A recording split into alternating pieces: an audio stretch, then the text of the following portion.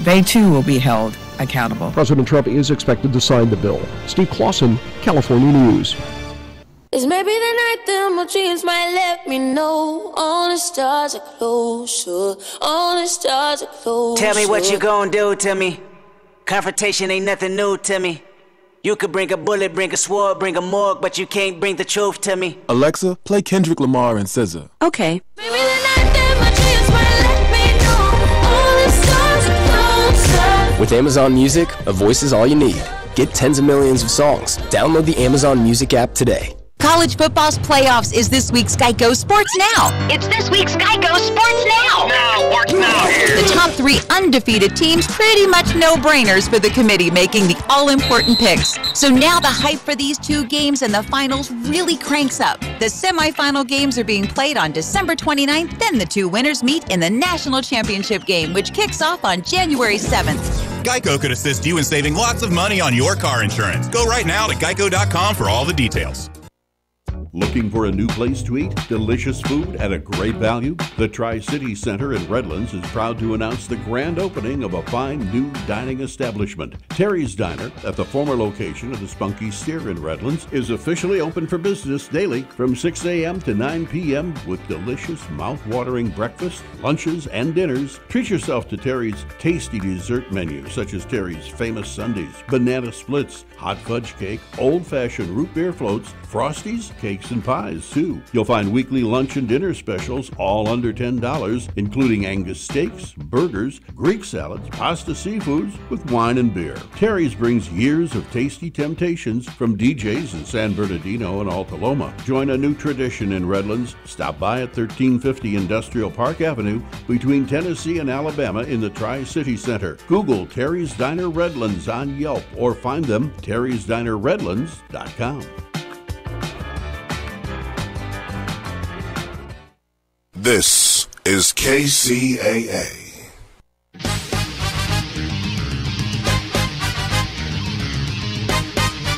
And now, ladies and gentlemen, it's time for the greatest real estate investment show ever. Here's the flip-flop investor himself, Todd Bayer.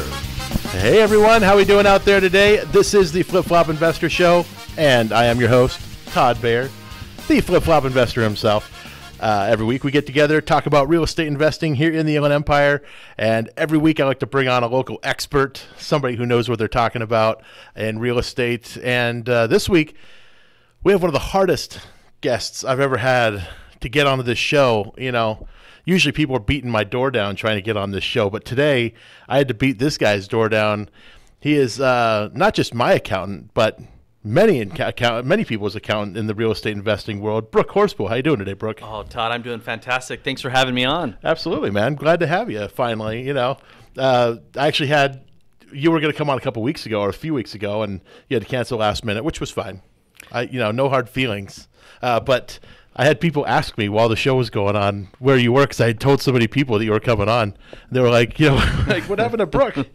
Hey, I got tired of the hitman watching me drive around the Inland Empire, and I knew it was time to get out here and get on the show. Exactly. Okay, so you got my message then. Oh, yeah. Good. Message was received. Good. So I met you through Ed Hoffman. Oh, yes, Ed. And Ed runs Wholesale Capital Corporation out of Moreno Valley. And I was actually borrowing money from him to do some real estate deals. And, I eventually talked to him at one point, like, who do you have doing your taxes? Because I had a friend of mine doing my taxes. And, I think that first year I made no money, and I seemed to have to pay like $8,000 in taxes. So that's creative accounting in the wrong direction. Yeah, creative for the IRS, I think. They found some great ways to tax me on stuff. So how's that volume for you? Is that good? That's perfect. Okay, yeah, good. Thanks. Yeah, I was just, for those of you watching at home, you saw I was messing with the microphone volumes or the headphone volumes because, it can get loud in here. For those of you watching at home, I'll dress up next time. I'm wearing pajamas right now. Well, there are some people watching live right now on YouTube, and, thank you all for tuning in. We really appreciate that. Now you know what Brooke actually looks like and what I look like. For those of you watching on YouTube, this is not vodka. This is water in my flask here. Yeah, I know it says vodka on it, but it's not actually vodka. So I met you through Ed, and Ed said you should go talk to this guy, Brooke. He's been doing my taxes for, I think at that time it was a couple years or so. Yep. You know, and he basically said Brooke knows what he's doing. So I went and met with you reluctantly, you know, and met with you, and I was like, okay, this guy is an Eagle Scout, you know, which I really like because I'm an Eagle Scout. And, you know, my business partner, Steven, also an Eagle Scout. So we had that to kind of go on.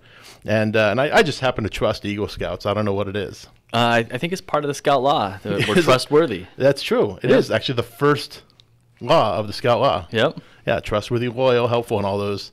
I could still recite them. I just don't know if I want to show my inner nerd that much right now. So, yeah, we talked for a while, and I think I showed you that tax return that the previous accountant of mine had done, and we ended up, I think, not only getting all that 8,000 something back, I think we got more back on top of that. Yeah, it's easy to make mistakes if you don't know what you're looking for, and you know, we're happy to look at things and make sure it's done right. Mm-hmm. So, what are some like common things you've seen people do? Because obviously, when you're flipping a house, let's just take a flipper for example. Here's a guy who doesn't have a job, and he flips one house in the year. All right, so this guy, he buys a house, and the profit he shows on the deal at the very end is, let's just call it $20,000. Okay. He makes 20 grand. That's all he did all year. So we're going to make it really easy. There's no W-2 income in this to mess everything up or anything. He's a walking, talking business, right? Yeah. So if you're just flipping one house, you know, you have the option on how you want to report that. If you want to do it as a business on a Schedule C versus a capital gain situation where you're going to pay preferential treatment on that. Yeah. But once again, it's going to depend on your overall scenario. If you have kids and you have ways to generate certain credits, you're going to want to run that on a Schedule C and get some refundable credits versus a capital gain where you will get nothing. Right. Except for a tax bill. And you pay on that gain. Yeah. So, okay, he's got a dependent now. Let's just say the guy has a kid and a wife or something like that. They're married, filing jointly. He's got a dependent. He's like putting away the phone now. Well, I just don't want to distract from this. You know? Everybody's listening and texting me that they're listening to me on the radio. This is fantastic. Oh, yeah. Oh, man. We're going to open up the phone lines a little bit. I didn't know you had such a huge following. I mean, my phone is literally blowing up right now. I can't believe it. You know, actually, I can. You know, I can completely believe it. This show is heard around the world. You know, people tune in specifically for it, and we appreciate all you tuning in for that. But the so this guy, he has a kid, and he's got a wife, married, filing jointly. He still makes 20 grand, but he's a business, so he's going to file as a Schedule C, right? He's putting everything on a Schedule C. Correct. Yep. That if you reflect it as a business, you can potentially qualify for certain credits. Once again, each individual's situation is going to be different. Mm-hmm. So we absolutely recommend that you sit down with your advisor and make sure that you're getting the best possible scenario worked out for you. Of course, yeah, and that's what we would recommend.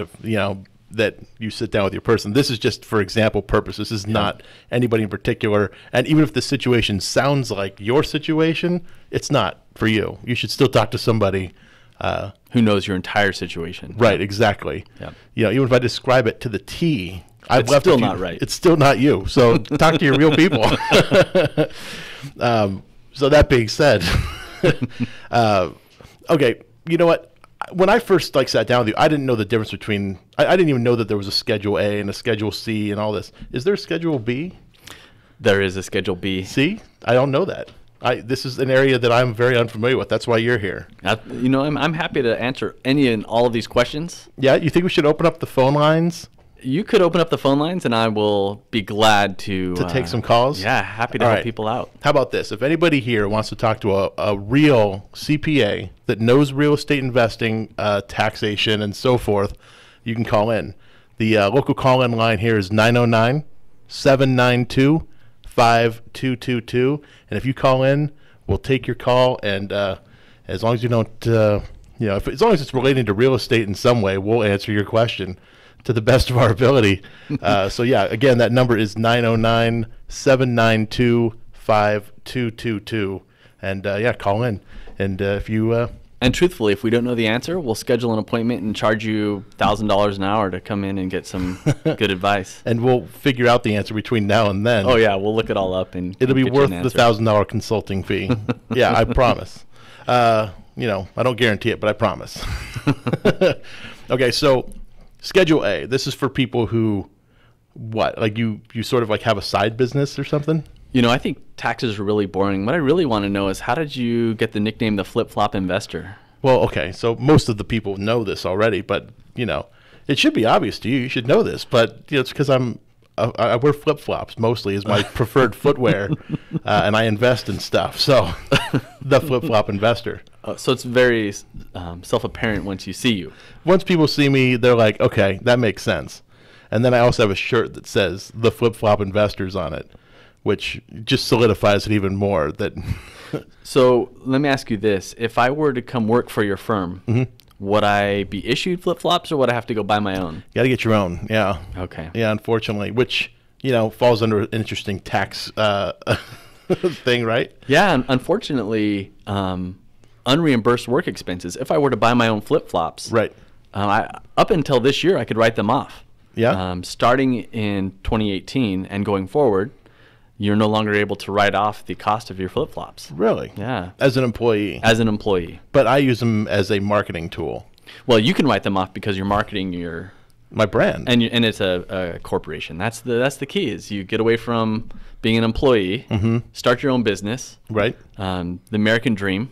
Yep. And then you can start writing things off. So, okay, so write-offs is probably for a lot of people a very, like, you know, foreign concept. You know, like people hear all the time that corporations write everything off, right? Like, I'm sure, I mean, you know this stuff. It doesn't sound like foreign to you, but for a lot of people, they don't understand, you know, how a write-off even works or whatever. So if you're a regular employee, can you write stuff off?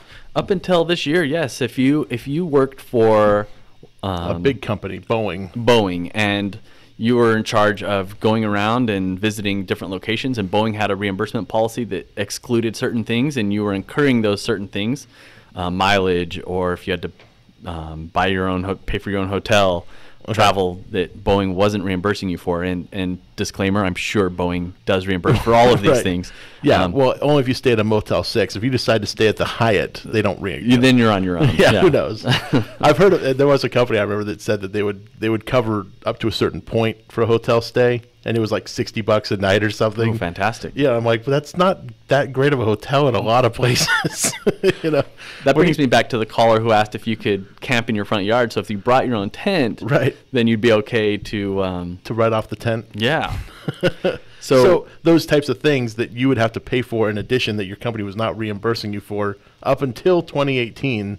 You could write them off. You could write them off as an employee. As an employee. But there's certain assumptions there. That one, that you're itemizing. Two, you're subject to a certain limitation, 2% of your adjusted gross. The first 2% rather gets tossed out. Above and beyond that, you can write those items off. Okay. So, for example, the perfect example of somebody who that would fit would be law enforcement. Law enforcement, they buy their own guns. They do their own, pay for their own range fees at times, uniforms, things. Are we allowed to say gun on the radio nowadays? Of course you are. Yeah. Okay, you just can't say bomb. No bomb, yeah. Gun. So if you're buying your own gun, not bomb, if you buy your own gun and have to pay for your own training, law enforcement uniforms, things like that, union dues, those are all expenses that you're going to incur as an employee. Right. That you would not be reimbursed for typically. Right. And those things, up until this year, you could then write them off on your taxes. So now what? That just becomes... That becomes a... Oh, I almost swore. We can't swear on the radio, right? Well, you can, and Nick over there is going to press a button so that nobody hears it. But Nick has the pause button, so... Yeah, we appreciate Nick, especially when Steve's on. It's just an hour of silence when Steve's Pretty on. much, yeah. We just have to bleep the whole show. It's, you know, we put up one of those little, technical difficulty signs in the window, and, you know, we'll be back with you shortly. You know, right? Plays a little Christmas tune. Yeah, yeah, that's perfect. So, yeah. So, if you, or now, your question was what happens to you now. So now, if you incur those costs, that's just the high price of having a job. Okay, so let's just say this cop was making $50,000 a year like last year, if he was to report these things, let's say all that throughout the year cost him $2,500 or something. Okay.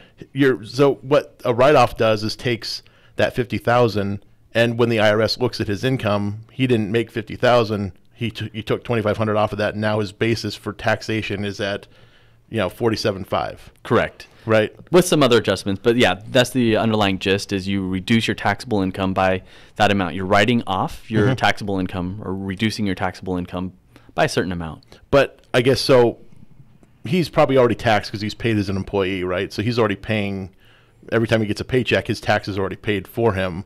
So, well, by him, for him. Yeah, I guess. Okay, yeah, he's paying him, but the company handles that through their payroll account and all that stuff. Correct. For him. Yep. So, since he's already paid all this in, that $2,500, would he get 100% of that $2,500 back? It depends on how crooked his accountant is, but the reality is no. You would receive a so let's just keep that same round number, $2,500. You would reduce your taxable income by $2,500, therefore reducing your tax liability by whatever your tax bracket is. So let's just keep it really simple and say you're in a 10% tax bracket, and you reduce your income by $2,500, you would save $250. So because the taxes were already paid earlier in the year, theoretically, he would get back $250 from the IRS. Correct. For that tax year, theoretically, and of course, this is not based upon anybody in reality. No, this is all hypothetical. Hypothetical. So, talk to your tax guy. But now, let's say that police officer was also an Uber driver in the evenings or something. He worked as a police officer during the day. He was an Uber driver at night. Surprisingly enough, Todd, I must have seen at least 40 or 50 Uber drivers this last year. Okay. They're becoming more and more common. It doesn't surprise me. I mean, I meet them all the time whenever I take an Uber, Yep. They always have these interesting jobs that I want to hear about during the day. Their day jobs, yeah, fantastic. So as an Uber driver, you are self-employed. Right. So you get to write that off on a Schedule C. Schedule C is for people that work for themselves effectively. And all of those deductions are still there. Is there like a percentage of income that determines whether or not you're eligible to put stuff on a Schedule C, or? Nope, it's all actual. So whatever your actual income is and your actual expenses are, that's what you would, in theory, report on your Schedule C. So if I made $50,000 as a police officer, and I made $75 as an Uber driver, let's just say I did one ride and it was to the airport or something. Yep. Realized it sucked and never went back. Yeah, never did it again. I mean, I still can report my expenses related to that on my Schedule C. Correct. Okay. So things I can write off of there would be things related to the business, like my phone. I could write off probably part of my phone plan, right? Not just the phone, but also the payment or the plan that I'm on. Correct. Definitely a portion of that. A portion of my vehicle payment or my vehicle interest. Yeah, the way Uber reports is you would have your total mileage, and you would generally take the mileage deduction for that. Okay. So you would deduct based on whatever the federally established mileage rate was for that year. For mileage, and that includes gas, right? Correct. And maintenance is supposed to be included in that cost? Correct, absolutely. Okay. Insurance, repairs, maintenance, everything. Yeah. Okay, so you can't write them all off individually? No, it's either or. Okay, so you could do it if you say, like, no, my insurance is unreasonably higher than they're giving me credit for. Yeah, I'm an Uber driver. Now I'm going to pay triple. Is that the case? No. No? You've never seen that? Or you don't get into it that far with these people? Well, generally what I've seen, because those guys drive a lot and make a little. So if you do get an Uber, tip them. They need the money. Yeah. They're not making much. Help them out. Okay. Help out your local Uber drivers. Your local ride-sharing people involved in Uber. Absolutely. So generally, those guys drive so many miles that taking the mileage deduction is definitely more beneficial. Okay. So, that's one thing for them. But let's just say, for example, that police officer flipped a house throughout the year, too.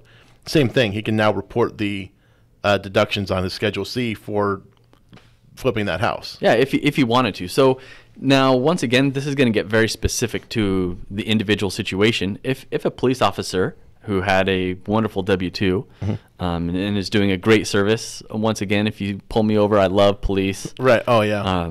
100% respect everything you do. Absolutely. So if you have a police officer who is receiving a W-2 and they flip a house, if they're flipping it and it takes less than a year, it's going to be taxed as ordinary. This is going to get really nerdy, but follow along as best you can. Yeah. I'll try. So I'm going to act as the dumb person Perfect. It's going to be really hard. I'm going to act like a dumb idiot right now so I can ask all the questions all the people are going to have out there. So if you're flipping this house and it's just one house and you have a W-2, you're most likely not going to want to claim it on a Schedule C where you're going to pay additional self-employment tax. Okay. Because the self-employment tax is already, it's a set minimum, right? Or maximum, or it's like a set number, isn't it? It's an assessment amount based on self-employment income. Okay. So let's say going back to your very first example where you made $20,000 on a flip. If you had that $20,000 profit and you had a W-2 as well, you wouldn't want to claim that as self-employment earnings because you're going to pay tax unnecessarily. Okay. Whereas if it were simply capital gains reported on a Schedule D, and it would be a short-term capital gain in this case because we did it in less than a year. Yeah. So if this lasted less than a year, short-term capital gains, you'd pay tax at the ordinary income rate, whatever your tax bracket were. Okay. Which we said earlier was the 10%, but just for this is hypothetical. Yeah, totally hypothetical, non-existent. So 10%. Does anybody get 10%? Depends on how creative your accountant is. Yeah. Okay. Nice. Yeah. Do I have a creative accountant? Oh, I think you pay negative 10% in taxes. I kind of noticed that. I was going to mention something, but the IRS sent me a letter to that effect. And if you work for the IRS, this is all hypothetical. None of this is real. No, of course not. No. This is hypothetical. We knew somebody that did something like this once. I read about it in a book. He's in jail now. We don't need to, yeah. You already got him. His name's Wesley Snipes. He's probably out by now. Is he? I think he did get out. I think so, yeah. We've got the confirmation. He is out. He's definitely out. We got the thumbs up from Nick.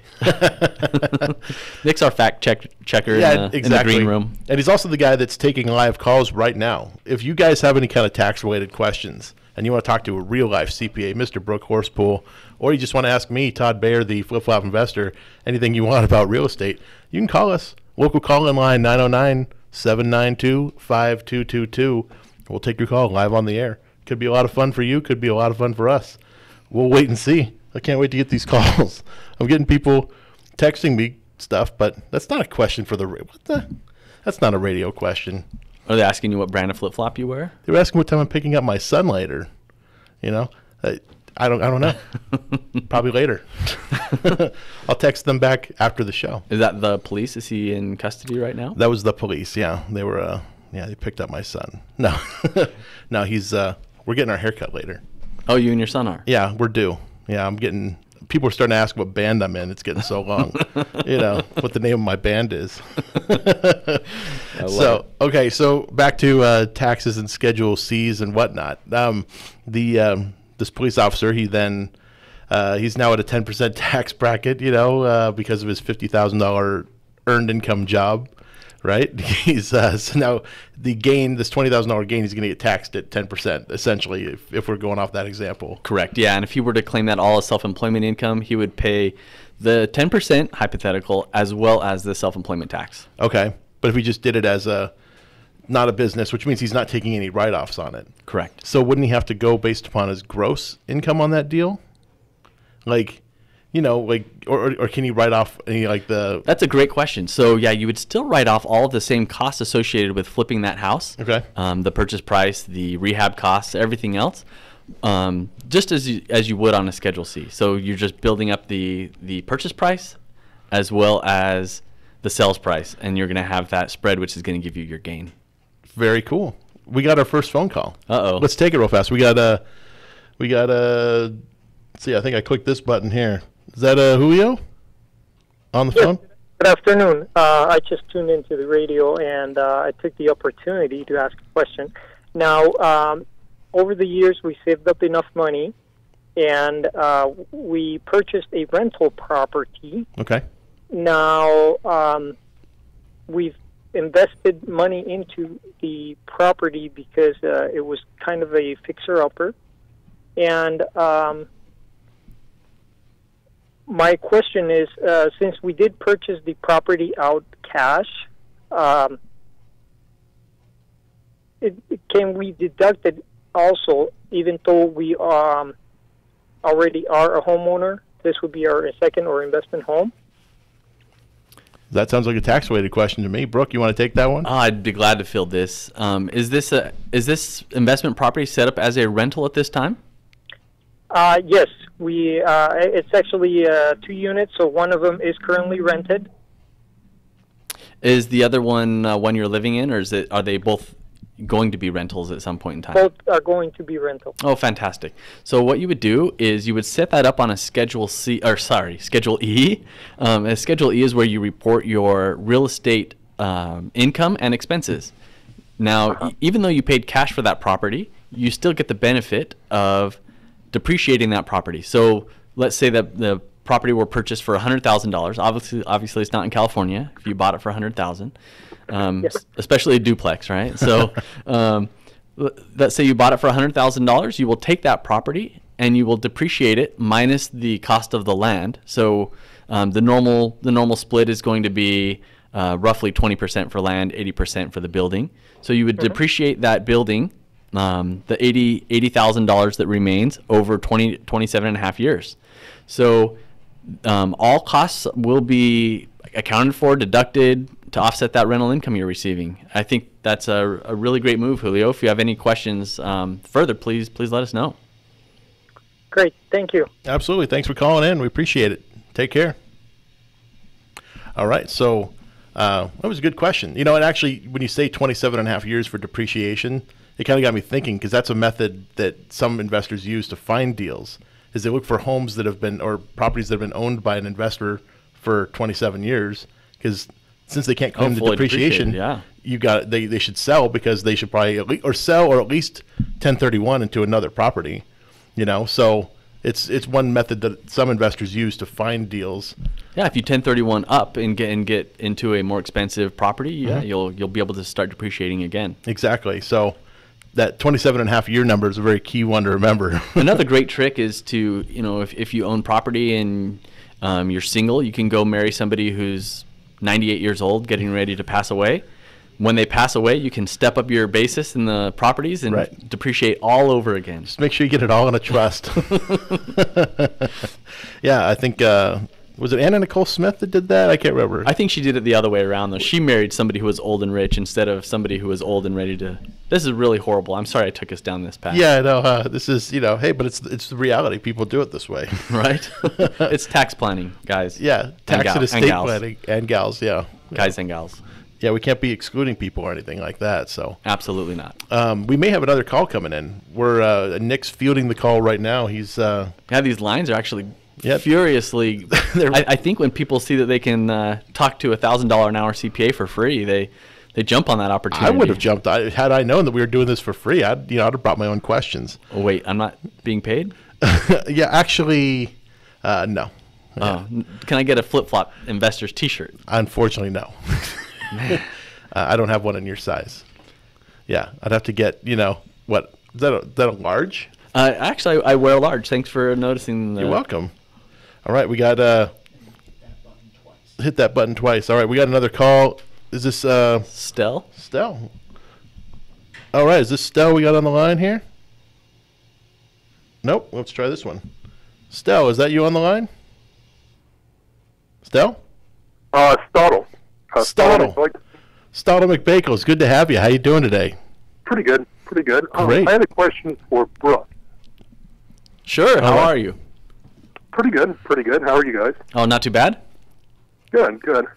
I'm a single guy, and this year I was supposed to claim 0 or 1 according to advice, and I forgot, and it's still 4. You mean when you filled out your I-9? Your W-4. W-4, I mean? Yeah. Yes. Yes, my W-4. I shouldn't even be fielding these questions. Todd, this was clearly for me, if you don't mind. Okay, yeah, sorry, Brooke. I didn't mean to step on your toes there. Sorry about that, sir. Stottle, yeah. Stottle. We'll keep Todd out of this. So you claimed 4 on accident, or you forgot to change it back? Yes, from last year. So your question is, how much trouble are you in? Yeah. A lot. Don't file your taxes. I'm totally kidding. Don't hang up. Let me answer that correctly. Yeah. And if you're just now tuning in, stay tuned. Stay tuned for the real answer. So I'm supposed to go on the run now? Yes, definitely get everything you can, clear out your accounts, and run.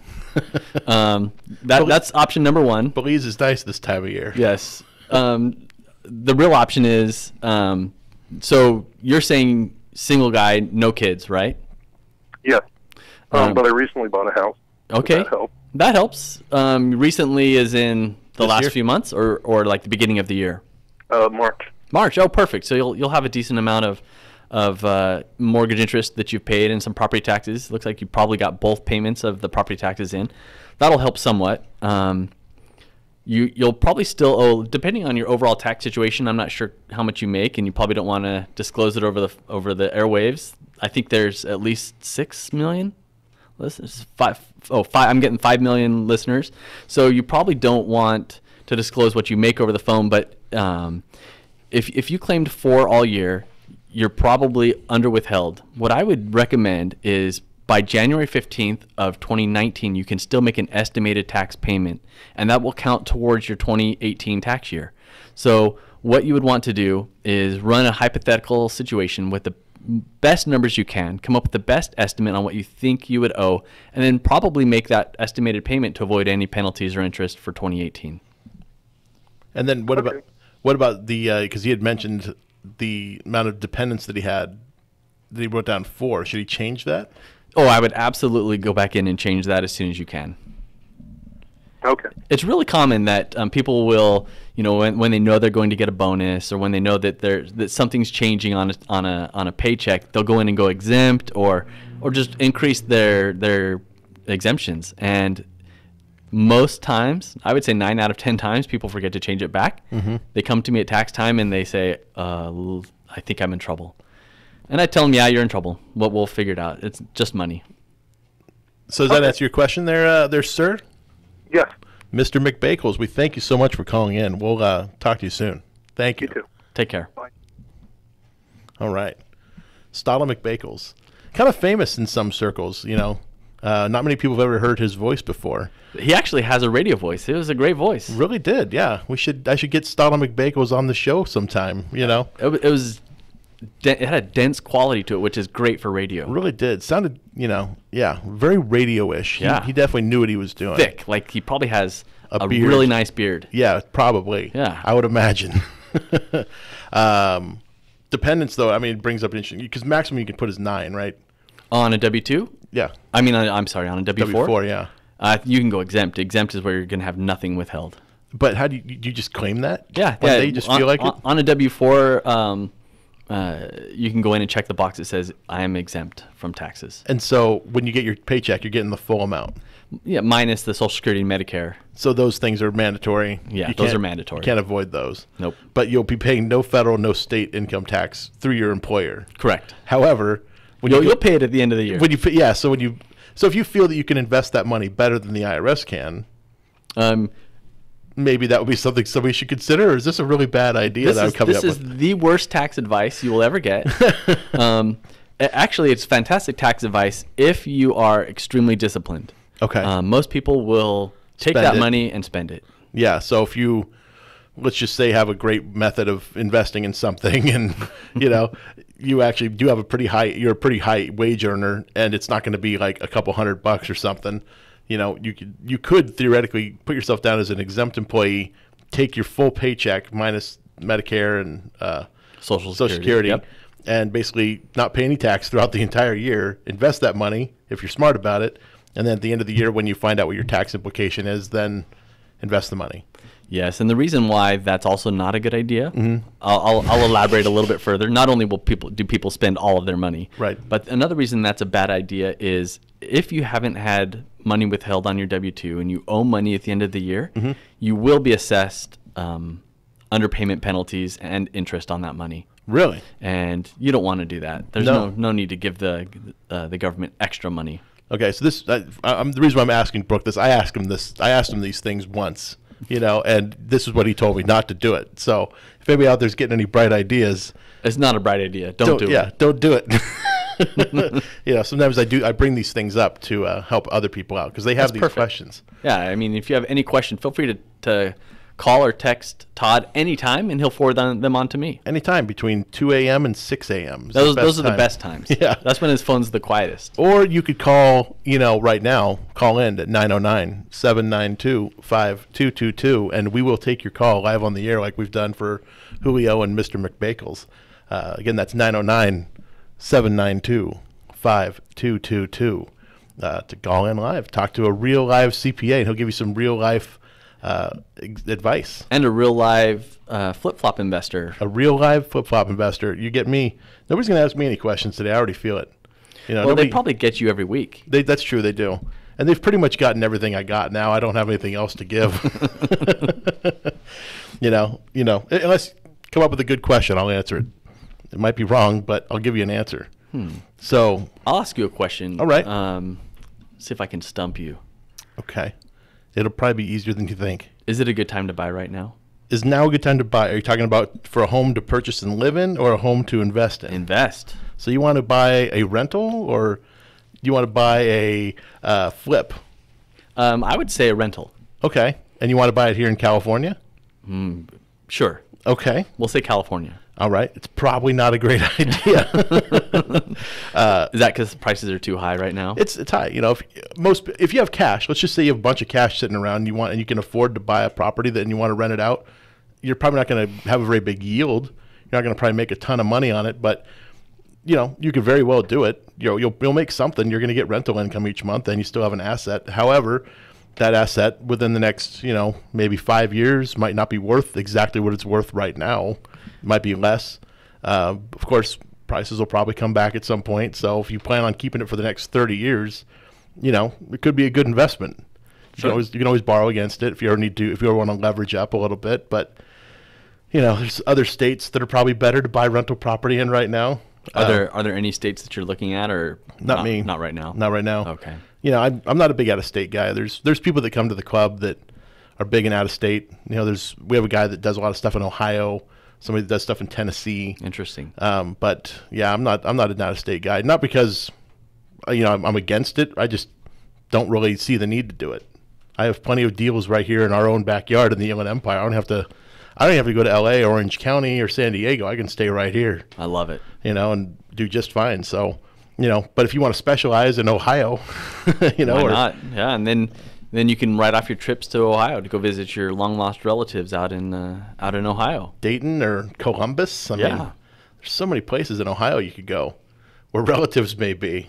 Maybe you're a LeBron. Oh wait, no, LeBron's back here now, so that's not going to help you either. Yeah, back of the Lakers. Yep. They're not doing that well, are they? I have no idea. Why'd you bring it up? Oh, we're getting the iffy. They're doing iffy. The Clippers are doing better, I heard, which is kind of funny. Most people don't care about the Clippers, but maybe they'll start caring. I don't know, man. If they're not gonna care now, they'll never care. The Clippers have actually been better than the Lakers for years now. Oh, really? Yeah. That's Nick right there. He's our board op. He's Hello. the one. Yeah, he's the one managing all the phone calls coming in. Which, this board's been lighting up. We haven't been getting a lot of calls. I'm guessing these were terrible. We didn't want to take them, right? Yes, that's exactly it. Yeah, if you call in, I'll be the voice, and I'll be the one who will misspell your name because I can't hear very well. So there you go. Hey, you actually wrote Julio properly. Except yeah, I did. I thought it was Julia at first. Oh, well, that's just my bad penmanship. Hey, there you go. I write like a 10-year-old. It goes to show. Thank you, Nick. I have a 10-year-old, and I can confirm that writing is equally as horrible as my 10-year-old's writing. And I have a 10-year-old as well, and it was comparable. Oh, see, there you go. I'm not a liar. Nice. Okay, so we should probably do at least one more tax-related question before the show's over. Okay. And I don't know what that is. No, the people that flip, we get a lot of these people because, the club, you're exposed to so many people. Yeah, the Real Estate Investment Club. If you haven't had a chance, this is Brooke interjecting. Oh. If you hadn't had a chance to get out to the club and you're in the real estate market industry, if you're a professional, you need to go to the club. You're going to make so many connections. Oh, he's right. Yeah, it's a wonderful event. I highly recommend it. Once a month, yeah. We do it at the Mission Inn. Maybe I'll take a moment and explain it a little bit. We kind of touched on it a little bit. The Inland Empire Real Estate Investment Club. We meet at the Mission Inn once a month, fourth Wednesday of every month. This month we're not doing a meeting because we're doing a Christmas party, or as we're calling it, the 2018 Winter Carnival this Saturday. It'll be a lot of fun. We're doing politically correct. Yeah, the Winter Carnival. Yeah, we didn't want to say Christmas party because we don't want to exclude anybody. There's actually quite a few Jewish members, so their Hanukkah festivities are wrapped up already. So the Winter Carnival is what it's going to be this year. It's going to be a lot of fun. We got a DJ karaoke, catered. It's going to be in an airplane hangar at the Riverside Municipal Airport. Going to be a lot of fun. You can check that out on meetup.com. Look for the 2018 Winter Carnival under the Inland Empire Real Estate Investment Club. But we'll be resuming the normal monthly meetings next month, 4th Wednesday of January. I don't have the date in front of me, but it'll be a good time. Always get a pretty good turnout in January because people writing their New Year's resolutions, wanting to know if now is a good time to invest in real estate, which, it is. I mean, you can still make money in flips. There's always money in flips. It's just a matter of buying right. Exactly. And there's money in rentals, just not around here. I personally wouldn't really get involved in them unless you got a bunch of cash sitting around. That's the only way I would do a rental here right now. If you like having something close, cash is king. Or if you have a partner with cash and you just manage it for them, there's ways to do it. Your yields aren't going to be that high. Not like the kind of yields we were seeing if you bought in like 2009 through 2013. That would have been a much better time. Oh, fantastic time. So, Inland Empire Real Estate Investment Club. Go on meetup.com, look it up. You can find all the information there, find out about all the events we have going on because we have multiple events each month where you can meet other real estate investors and other people in the real estate industry and, start moving on things and get to do your thing with real estate. It's a lot of fun. How many people normally show up to those meetings? So at the big meeting, we usually get anywhere from like 100 to 150 people. And generally all within the industry. Yeah, they're all in the real estate world. That's a fantastic meet and greet for... Oh, it's huge. Yeah, to make connections. Really the Inland Empire Real Estate Investment Club is one of the largest by attendance of all the clubs that are in Southern California. The only one that probably outpaces us on attendance is one in San Diego. Called the Creative Real Estate Investors Association or something like that.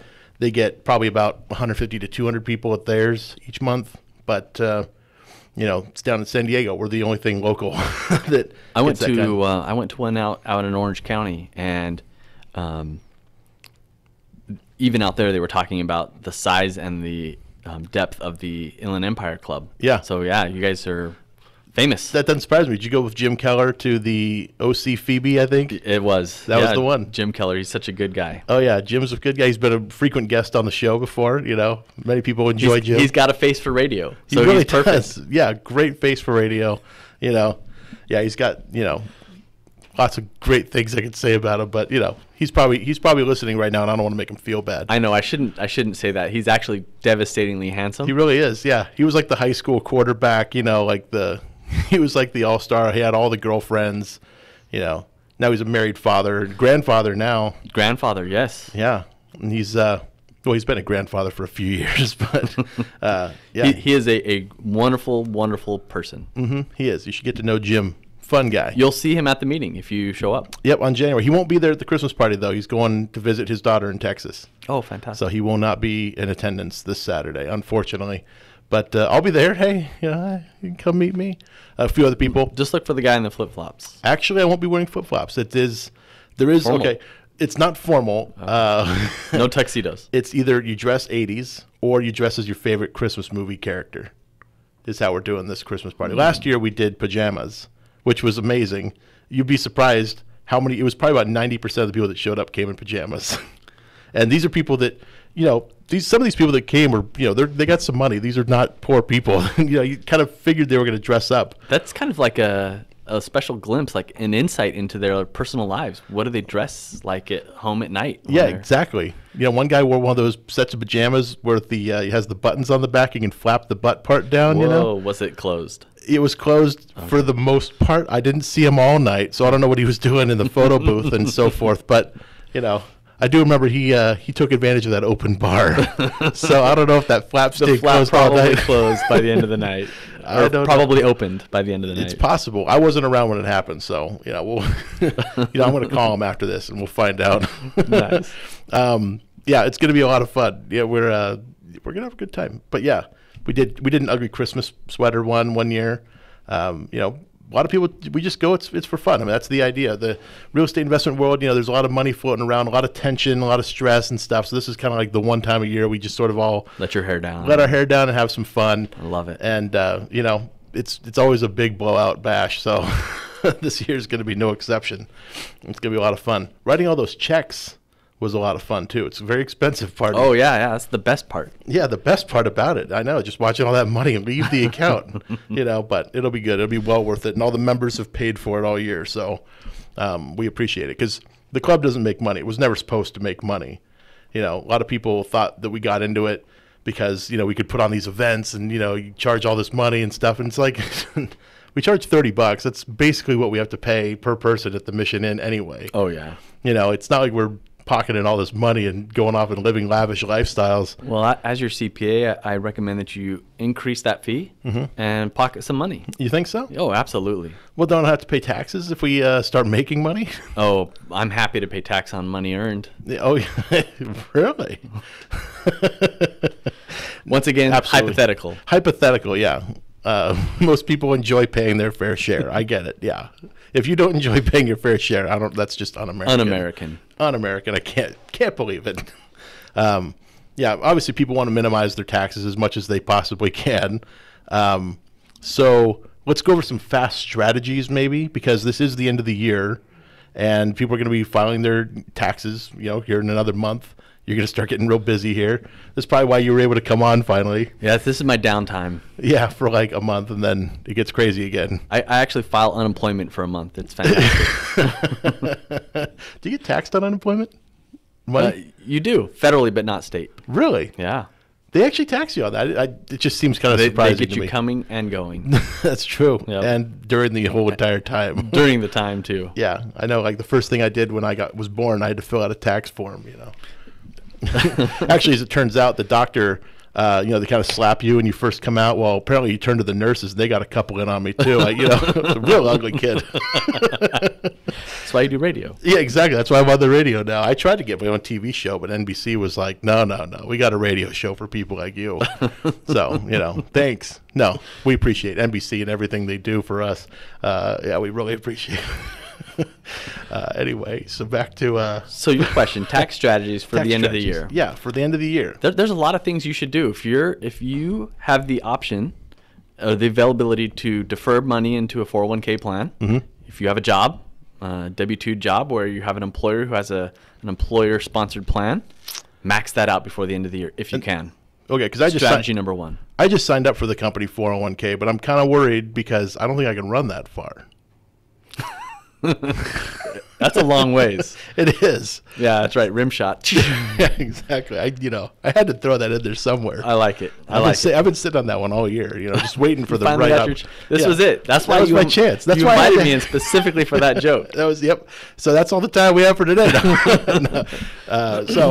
401k is obviously a good thing if you're employed. Yeah, most companies will offer a match, and that's free money. And what's the maximum you could do if you're Well, I know it's different if you're married or single and so forth. 401k is irrespective of your marital status. It is actually more dependent upon your age. It's discriminatory. It is. So it's $18,000 this year if you are under a certain age. I think it's 50. I should know, being in the industry. Right. It's $18,000 if you're over the age 50 or something like that. It's an extra $6,000, so you can do $24,000. Okay. If you're over the age of 50, I think it's 50. Okay, so somewhere in there. But you should probably check with your. I'm self-employed. I don't have a 401k plan. Neither do I. Yeah. I didn't really sign up for the company 401k. That's a long way to run. That is a long ways to run. So you can walk it, but definitely max out your 401k plan. Yeah. If you don't have that option and you're self-employed, like Todd and myself, you can contribute to an IRA. You have until April 15th for that. And the maximum for that is? $6,000. Which is? $5,000 if you're young, $6,000 if you're old. Okay. I think, once again, I really need to go to a tax update class because I know absolutely nothing. Right. I want to preface all my answers with this. This is for This is for entertainment purposes only. Entirely for entertainment purposes. In fact, if you come to my office, you will see I know nothing. Right, exactly. This is not a solicitation for work at all. So no. Yeah. Definitely not. You're not giving out your phone number at all, are you? No, sir. Okay, so maxing out your 401k, contributing to a self-directed IRA, or even just an IRA in general. Any IRA, get some money into a retirement account. Pay yourself first. What about a SEP? SEP as well. SEP is a little bit different, but yes, absolutely. Max out your retirement options. Okay, so that would be like your health savings plan, your children's college funds? I'm like stretching here. I would definitely go for things that you're going to get a tax benefit for. Okay. First. Got it. Your retirement plans. Stick with your retirement plans. The next step, look for any options you have to donate to charities. If you're into charitable giving, now's the time. Especially this time of year, people are really looking for donations. Right. And contributing to a qualified charity is going to help you tax-wise, and it'll also help those entities with their operating budgets. And a qualified charity would be somebody that has like a 501c3. 501c3 designation to where they're able to accept that donation, give you a donation letter, and not leave you hanging to dry with the IRS. Right. Yeah. There's some other cool ones I found out about. We were actually talking about creating a private club in the city of Riverside, and you can file for a different one. It's like a 501c4 or something I like think. that. Yeah. I was like, oh, I didn't know this existed. There's multiple designations for a qualified charity. Yeah. Yep. So, absolutely. A qualified charity would be one of those 501c somethings. C somethings. Yep.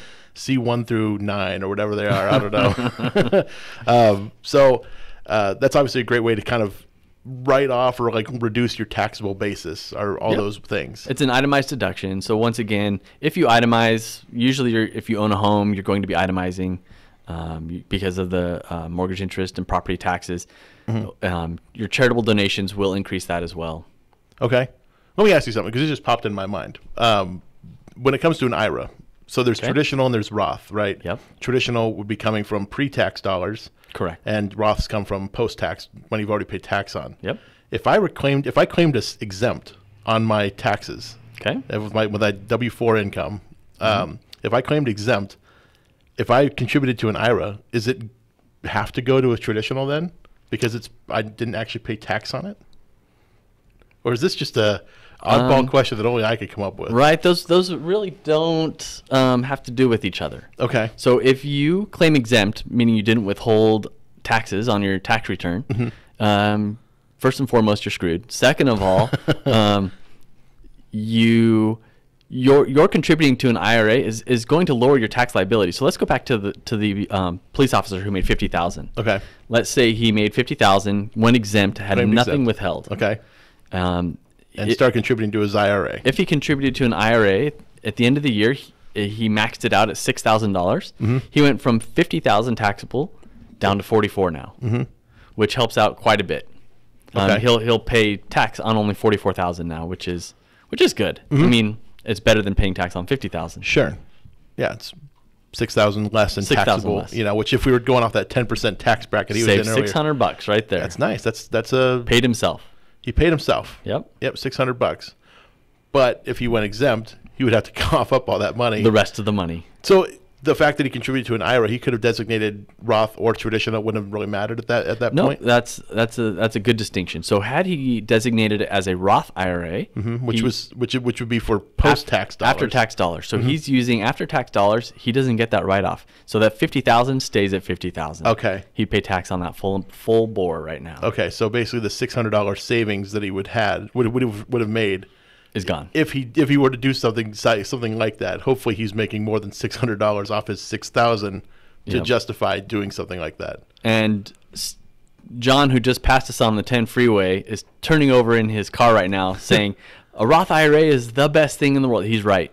He is right, because you never have to take a mandatory distribution. Number one, no RMDs, required mandatory distributions.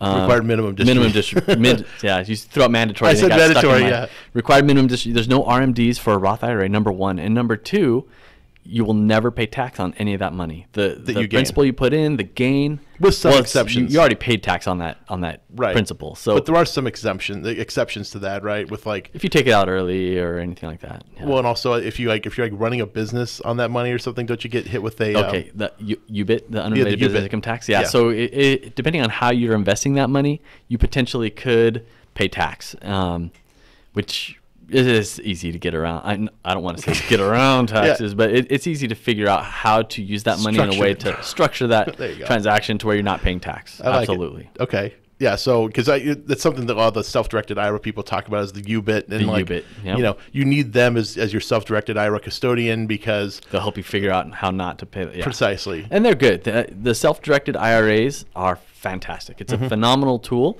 that you can use to buy real estate, to do non-conventional investing. Right. You just can't buy art, or I think it's precious metals, and you can't buy like wine or liquor or something like that with it. There's certain restrictions on how you can use that money. It's all governed under, I think it's publication 590 or something like that under the IRS code. Yeah.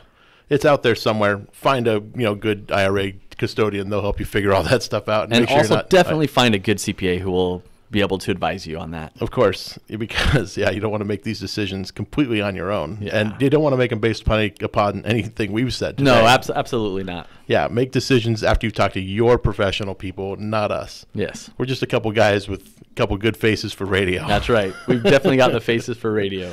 Man, I think I've made that joke on just about every show. Every show? Yeah, I think so. Yeah.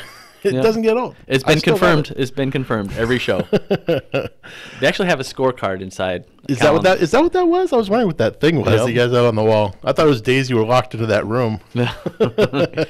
Happens to be only Thursdays. Yeah, it's only on Thursdays from 4 to 5. I like it. It's actually the tally that we keep for everyone at the studio who makes that joke. Oh, got it. Okay. You take up a big portion of it, though. Right. Yeah, I'm that boxed-in area with the dark border around it. Yes, you have your very own number. All right. Well, that was Nick, and that was Brooke. Brooke, I want to thank you so much for coming on the show today. My pleasure. My pleasure. Thanks for having me. Yeah, and thanks for the people that called in. We really appreciate you tuning in. And you don't want to plug yourself at all? No. Okay. Then you can find me online if you really need me, or contact Todd. Okay, contact me. I'll hook you up with Brooke, and if he's available, which I know you're very busy, so super busy. We will take referrals off of if it's from a friend or family member. Absolutely. But it's very rare. All right. Well, thank you all for tuning in. We'll see you again next week, and have a great week, everyone. Take care.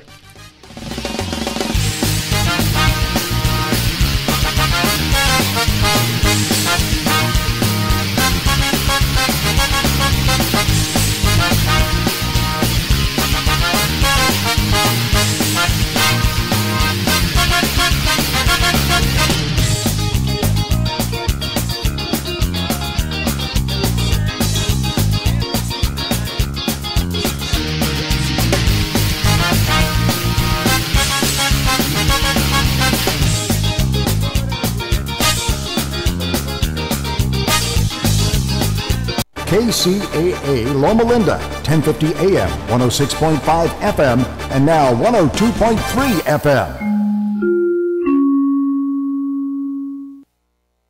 Are you a small business owner or pursuing the dream of starting your own company? Do you know where to start or how to grow that existing business? The American Business Trust Company has the answers you need.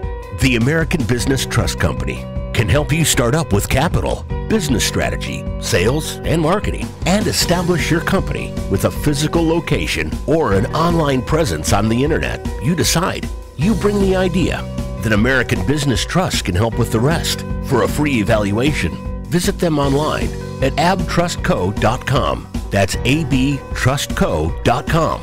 Or call them at 657-600-1876. That's American Business Trust Company. 657-600-1876. Call them today. They'll help your business right away. That's American Business Trust Company. Online at abtrustco.com. American Business Trust Company. Do you have any questions about legal issues? Have you ever been stopped by a police officer and issued a ticket that you're scared to deal with? Have you ever been in trouble with the law and don't know what to do? Do you have a will or power of attorney question? Is your home being foreclosed upon and you don't know where to turn? Maybe you were given a contract that you don't understand. For freedom and a worry-free solution, call for Legal Shield today at 213-245-1305. It's that simple. You will have access to high-quality law firms that will fight for you for less than $1 a day. Peace of mind is just a call away. That's for Legal Shield. Call 213-245-1305 or visit us at nocourt.us. It's justice for all and not justice for some. So, you want to be in show business. Do people tell you that you're really funny, you have a great personality, and you should have your own talk show? Many of us have been told that, but we don't know how to get started. It's easier than you think. Let the pros at Cali Vegas give you a free talent evaluation. Call 949-445 1119 and learn how quickly you can create, produce, and host your very own talk show. Imagine not having to sit in traffic every day, commuting back and forth to the same old boring job. Get started in television or radio today with your free talent evaluation from Cali Vegas. Call 949-445-1119 or visit them online at calivegas.com. Make your dream come true today and create your new career and learn how to become a television or radio star with the help of Cali Vegas. 949-445-1119. Call now. Are you a small business owner or pursuing the dream of starting your own company? Do you know where to start or how to grow that existing business? The American Business Trust Company has the answers you need. The American Business Trust Company can help you with startup capital, business strategy, sales and marketing, and establishing your company with a physical location or on the internet. You decide. You bring the idea, the American Business Trust Company can help with the rest. For a free evaluation, you may visit them online at abtrustco.com. That's abtrustco.com, or call them at 657-600-1876. That's the American Business Trust Company, 657-600-1876. Call them today. They can help your business right away. Do you have any questions about legal issues? Have you ever been stopped by a police officer and issued a ticket that you're scared to deal with? Have you ever been in trouble with the law